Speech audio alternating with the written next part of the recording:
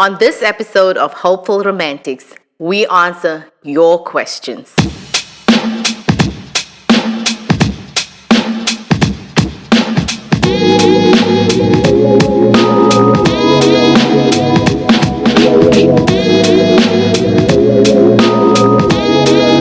Welcome back to another episode of Hopeful Romantics with DJ and Denice. How are you, DJ?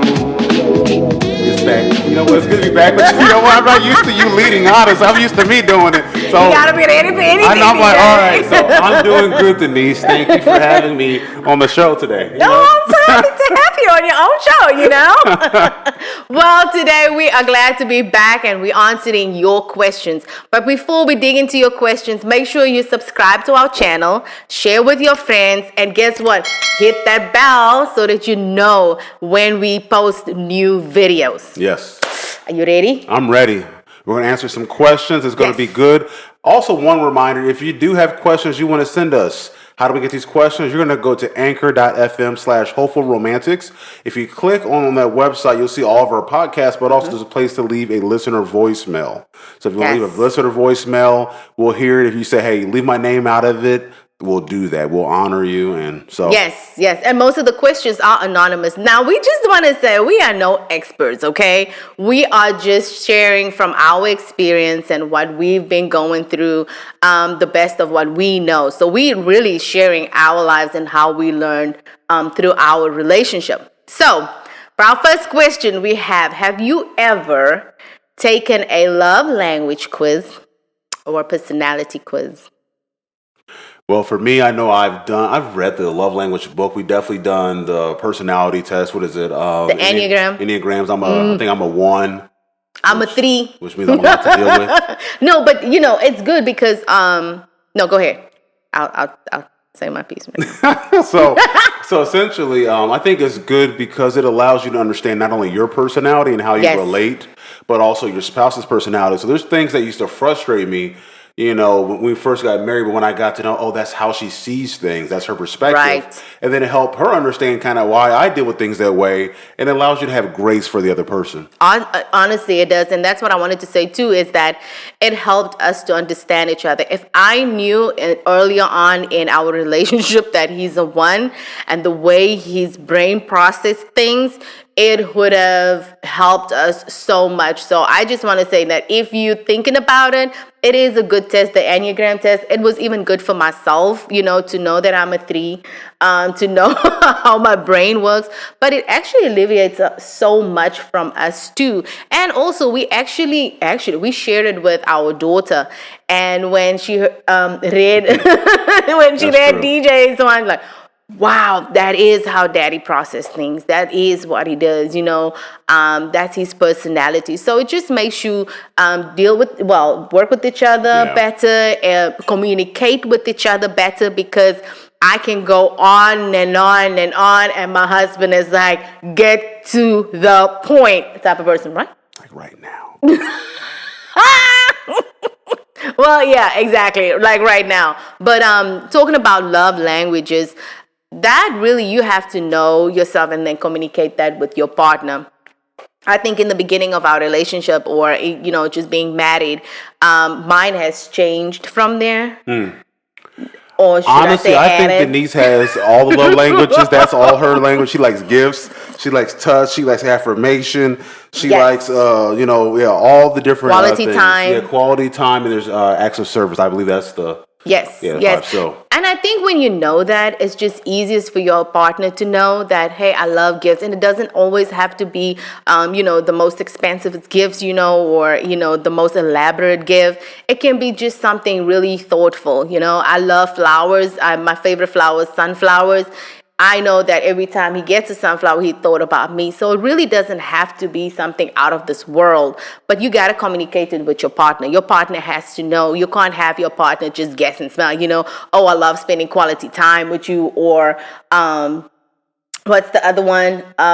Physical touch. Like for me, physical touch is also a big thing, because I love the affection. You like being touched, girl? I'll touch you, girl, if that's what you like. No. Well, let's move on to another question, okay? Let's move on. Yes. What tips and advice could we offer intercultural couples? Well, we are the perfect people to answer that question because we are intercultural. If you haven't watched our past episodes on YouTube or our past podcast, Denise is from South Africa. Yes. I'm from America. And even within that, there's cultures within America. There's cultures within South Africa. Right. And so what advice and what tips we have? I think number one, communication, making sure that you understand, right? Because the way I process things may not be the same way she processes things. The things that she saw growing up, it's not the same things I saw growing up. Right. The things that's acceptable for me is not acceptable for him. And it's important going back to that communication, like what I've learned that he does not know. He did not grow up in South Africa. He did not grow up in my household. He did not grow up with the people around me. So how would he know what's important in my culture if I don't share it with him? He can only do that much of reading, but I got to take his hand and guide him and say, hey, this is what we do, when you see my aunties and uncles, or when you see my mom, when you approach my mom, or when you spend time, with older people, and so it's just really that communication, because he didn't know. Yeah. Right? You don't know those things. And also, I'll add this. I think adding the best elements of each other's culture to your relationship is a nice thing to do. Right. So I know that in South African culture, honor is a very big deal, and that's something that I've adopted. Not only it's a kingdom principle that we believe as Christians, but also it's something that's in South African culture that's sometimes missing here in America. So for me, that's a big deal, and that's something we incorporate in our marriage. There's things probably in America that we incorporate into our marriage and to raising our children. So I think the tip we have is communicate, but also learn from each other, hold their hand, take them through the process, and then take the best parts of the culture, maybe leave the bad parts out. And that's the blessing of being intercultural, is that you can pick and choose what you want and make an awesome culture for yourselves as a couple. Absolutely, and it's beautiful. Moving on.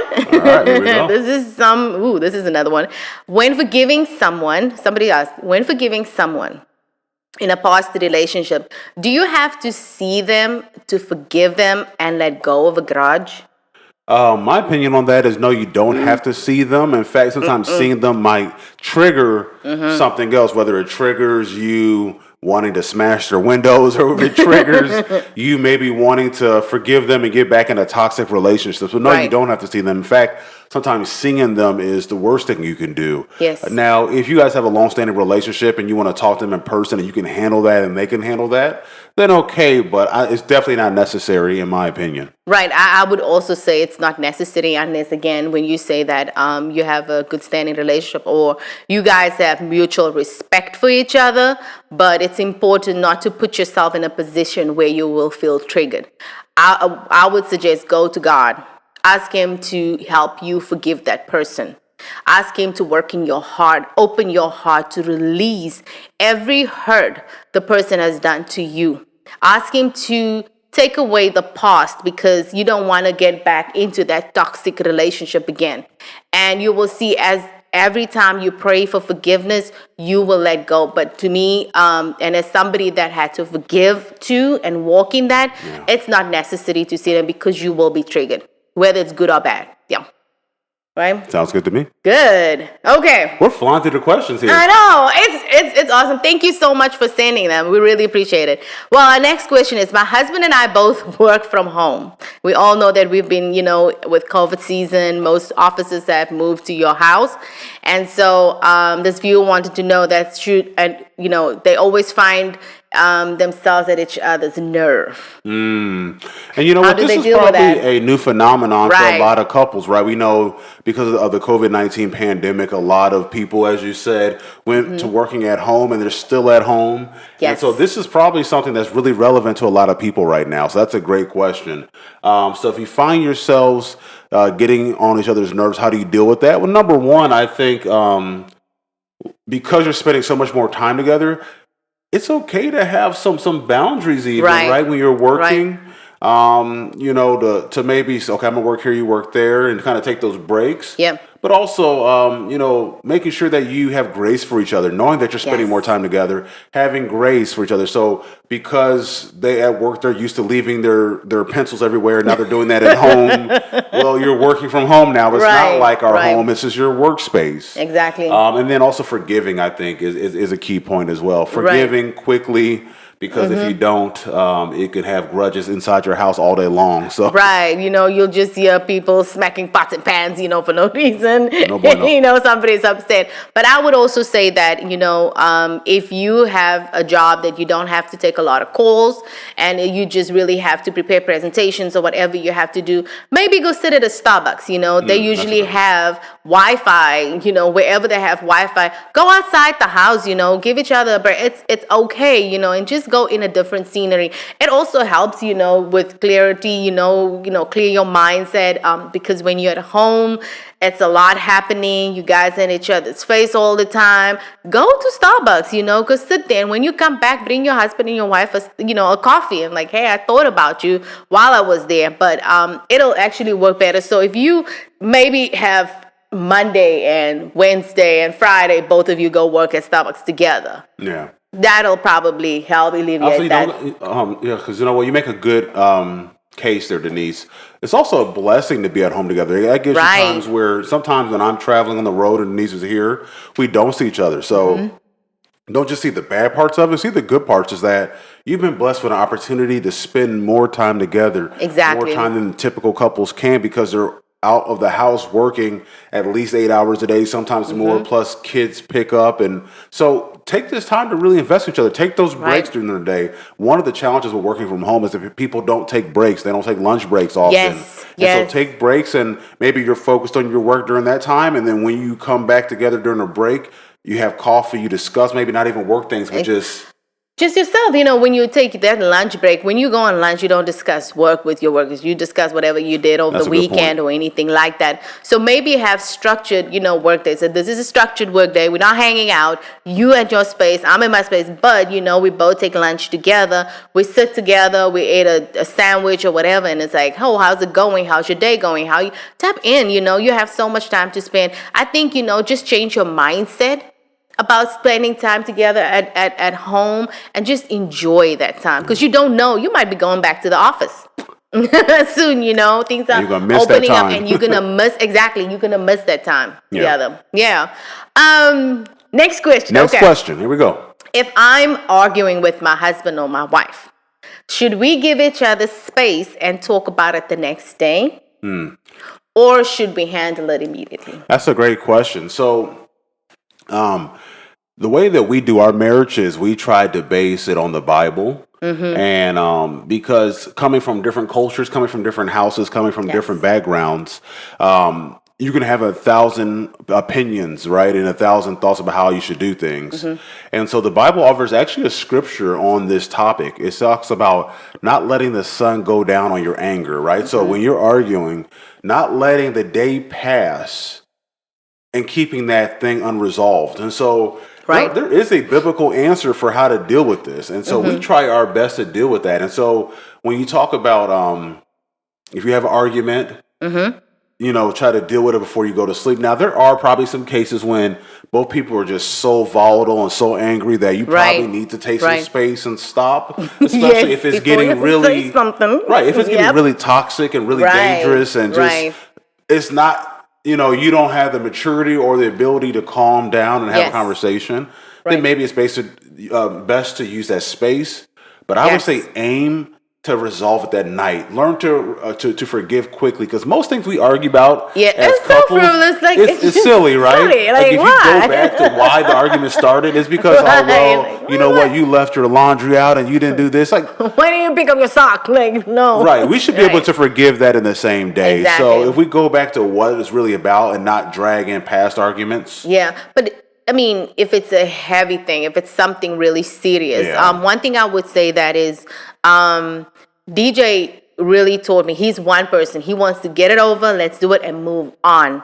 And honestly, in the beginning, I was like, no, I want to hold it to this.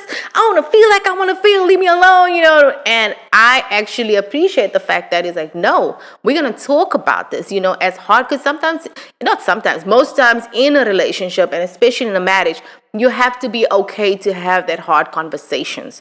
Because with those hard conversations, you actually learn. Yeah. Right? And like you said, the Bible says that don't go to bed angry, because you're going to wake up angry again. Then why? You have to go to bed with love, really. And so I appreciate the fact that he told me, like, no, we're going to sit down. And then also, if I didn't have the words, or if I couldn't express myself, I would communicate to him, like, I honestly don't know what to say. I know I'm feeling this way. I'm not okay, but give me time. Yeah. You know what I mean? So you're not angry, you're not bad, and you're not, combative or anything like that. You just give me time. Let me figure out what I want to say and communicate to you, and then we'll talk.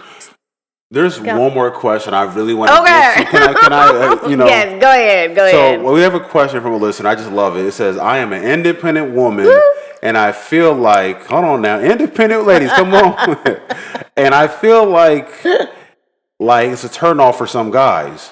Do I need to pretend to be a damsel or I guess not an independent woman, right, in order to meet my prince? Denise, what are your thoughts about that? No. Can I set this up though? Back when we were dating, I met you and you were like working for IBM, single woman going after the corporate career. Yep. And so I met you that way, and your life shifted when we got married, and because coming to America, you couldn't work right away based on immigration and whatnot, and so you had to shift even your personality. But let's answer this question first. But I would. Okay, so there's so much to unpack in this question, but what I want to say, like you just mentioned, is that you don't have to act like you're a damsel in distress. Oh my gosh, be you who God created you to be, not pompous, not hard, just be you, because God will give you somebody that will love that about you. That will love the fact that you're a go-getter. You somebody that goes out and make things happen. Not pompously, really, because there's a time where you can go out there and but I also want to say that in you going out and being a go-getter and doing your things, men loves feeling needed. You have to make sure that, if you meet somebody, you don't give them in your face like, I am this, I got this and I'm like this and all that. And you know what I mean? No, there's no need to do it. Men will see that. And the right man will be attracted to that and appreciate that and push you even to be better than what you are at the moment when they meet you. Yeah, because you know what? It makes me think about this is that you can't sustain who you're not, right? Nope. So if you try to act fake to get this man, or vice versa, say a man is trying to act like he's something different, right, eventually you're going to have to return back to who you really are. Right. And then you're not going to be in a good relationship because your relationship is based on lies. It's based on that false persona. You think you're dating this person, you marry them, or you progress longer in your relationship, and it's someone totally different that you're married to or you're dating at that time. Exactly. So be real in the beginning. Talk about expectations, but I think you made a great point, Denise. You also can accommodate the person, right? So maybe you are really strong-willed and independent, but if you're in a relationship, guess what? You can't be so independent. A relationship means that you are not independent, but you are interdependent, meaning that you are relying on each other. Right. That you means like, hey, I need you, you need me. Now, we are both good in our own. At the same time, we complement each other. Right. Like, I need you in this area. Like, Denise has helped me get strong in the areas that I was weak in, and vice versa. Right, exactly. And one more thing I want to say is this, is that, over time, we've both shifted roles. Definitely. We've both had to change. So who you meet today might not be who they are going to be in 5 years from now. Are you willing to adjust, right? Are you willing to adjust? Listen, just, to be real, I'm a stay-at-home mom. When I moved to the United States, I had to leave the corporate here to become a stay-at-home mom. So if I was like, no, I'm just independent, no, you can't do that. You kind of have to change. And as you keep going, you're progressing, you do change and you do fall in love. Because it's like, I heard somebody say there's a new person every time. So you can't stay the same. You know what I mean? So Yeah, that was fun. That was fun. I have fun. Did you have fun, DJ? I have fun. Yes, thank you so much for sending your questions. We love answering them. If you have more questions, please send it to us. Again, don't forget to subscribe to our channel. Share it with your friends, with your parents, aunties, uncles, everybody out there, okay? Your mama, your cousins, Dookie and them, everybody. Yes. And Peanut. And No, Peanut. no. No, but thank you guys so much. This is all we have time for, and we will see you on the next episode.